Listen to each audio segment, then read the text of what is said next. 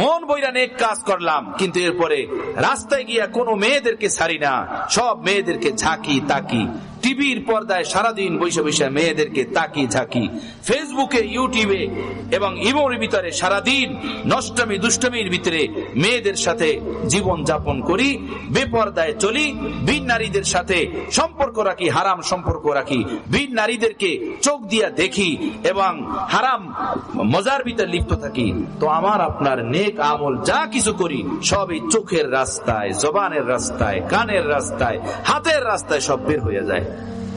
এটা এমনই ওই মাছ ধরনেওয়ালা মাছ ধরা ব্যক্তির মতো, সারাদিন মাছ ধরলো আর তার খালই থেকে বের হয়ে গেল। আমরাও সারাদিন বন্দিগি করলাম, নামাজ পড়লাম, রোজা রাখলাম, দান সৎকা করলাম, গুনাহ থেকে নিজের জীবনকে, আচলকে, জিন্দিগিকে হেফাজত না করার কারণে সবগুলো এভাবে বের হয়ে যায়, সব নষ্ট হয়ে যায়। যখন দুনিয়া থেকে বিদায় নিয়ে চইলা যাব, তখন কবরে যাওয়ার পরে দেখবো যে আমরা খালি হাত, কিছুই নেই আমল নামায়, কিছুই আমল নামায় নাই।